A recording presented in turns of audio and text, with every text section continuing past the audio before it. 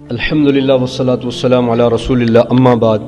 سب سے پہلا حکم جو قربانی کا دیا گیا تھا حضرت ابراہیم علیہ السلام کو دیا گیا، اور ابراہیم علیہ السلام نے یہ نہیں آگے کہا کہ مجھے یہ لاجک سمجھ نہیں آ رہا، مجھے اللہ کا حکم سمجھ نہیں آ رہا، اب میں اس سے مشورہ کروں، میں یہ سوچ بچار کر لوں پھر قربانی کرتا ہوں۔ زادِ راہ لیا، سفر شروع کیا اور مکہ کی وادی میں پہنچے اور جا کر بیٹے سے بات کی۔ پھر بیٹے نے یہ نہیں کہا کہ اللہ کا حکم ہے میں والدہ محترمہ سے مشورہ کر لوں، بیٹے نے بھی یہ نہیں کہا۔ باپ نے جب جا کر کہا یا بنی انی ارا فی المنام انی اذبحک فانظر ماذا تری، میں نے خواب میں دیکھا ہے میں آپ کو اللہ کے نام پر ذبح کر رہا ہوں، قربان کر رہا ہوں، تو بیٹے نے بھی کہا، ماں نے پرورش ایسی کی تھی، یا ابت افعل ما تؤمر ستجدونی ان شاء اللہ من الصابرین، کہ میرے ابا جان آپ وہ کیجئے جس کا آپ کو حکم ملا، ان قریب آپ مجھے اگر اللہ نے چاہا صبر کرنے والوں میں سے پائیں گے۔ تو ابراہیم علیہ السلام نے قربانی کی ہے، اسماعیل علیہ السلام کو لٹایا اللہ کے نام پر ذبح کرنے کے لیے، لیکن اللہ کی شان قربانی عند اللہ مقبول ہوئی اور اللہ نے دمبے کو جنت سے بھیج دیا۔ تو آج گورے کہتے ہیں جی قربانی کے اندر جانور کا ضیاع ہے اور گوشت جو اتنا ضائع ہو جاتا ہے تو اس کو جو ہے سٹاک کر لیا جائے، کتنا گوشت سے فائدہ ہو جائے گا۔ ان کو یہ لاجک سمجھ نہیں آ رہا، ان کو یہ بات سمجھ نہیں آ رہی کہ اللہ کے حکم کے سامنے سب کچھ ختم۔ اللہ کے حکم کے سامنے سمجھ آئے یا نہ آئے ہم نے عمل کرنا کہ اللہ اپنے بندوں پر ظلم نہیں کرتا۔ اور پھر سیکولر قسم کے لوگ، لبرل قسم کے لوگ، دین بیزار، قرآن سے دور، اللہ کے نبی کی تعلیمات سے دور، سلف صالحین کی زندگی سے دور، وہ لوگ اٹھتے ہیں جی قربانی کے اندر پیسے کا ضیاع ہے، قربانی جو کر رہے ہیں یہی پیسہ آپ کسی غریب کی بیٹی کی شادی کروائیں، یہی پیسہ آپ کسی جو ہے ایئر کولر کسی کو لگوا دیں، کسی کو واشنگ مشین خرید کر دے دیں، یہی پیسہ جو حج پر جا رہے ہیں وہی کسی اور رفاع عامہ کے کاموں میں لگا دیں۔ یہ سارے وہ لوگ ہیں جو عقل کی بنیاد پر دین کو پرکھ رہے ہوتے ہیں۔ اللہ کے نبی علیہ السلام کے زمانے میں فقراء تھے، حضور کے زمانے میں ایسا فقر تھا کہ سطر ڈھانپنے کے لیے کپڑا نہیں ملتا تھا۔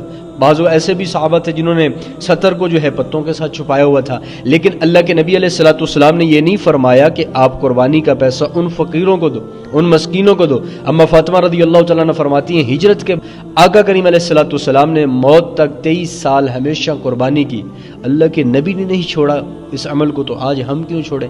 اللہ کے نبی نے اس دور کے فقراء کو ترجیح نہیں دی بلکہ قربانی کا حکم دیا ہے، جانور کو ذبح کرنے کا کہا ہے۔ تو آج کوئی ایسا ہے جو سطر کو ڈھانپنے کے لیے جو ہے پتے رکھ کے پھر رہو ہے، اور اس دور کے اندر تو اتنی بھوک ہوتی تھی کہ بعض اوقات صفوں کی صفیں جو ہے گر جاتی تھی بھوک کی حالت کے اندر، پیٹ پر پتھر بھی باندھے گئے۔ تو آج کے دور میں کوئی ہے جو بھوک سے بے ہوش ہو گیا، جس نے بھوک کی وجہ سے پیٹ پر پتھر باندھے ہوئے؟ تو یہ وہ لوگ ہیں جو دین کے اندر جو ہے نئی نئی چیزیں، شکوک و شبہات پیدا کر کے لوگوں کو دین سے دور کرنا چاہتے ہیں۔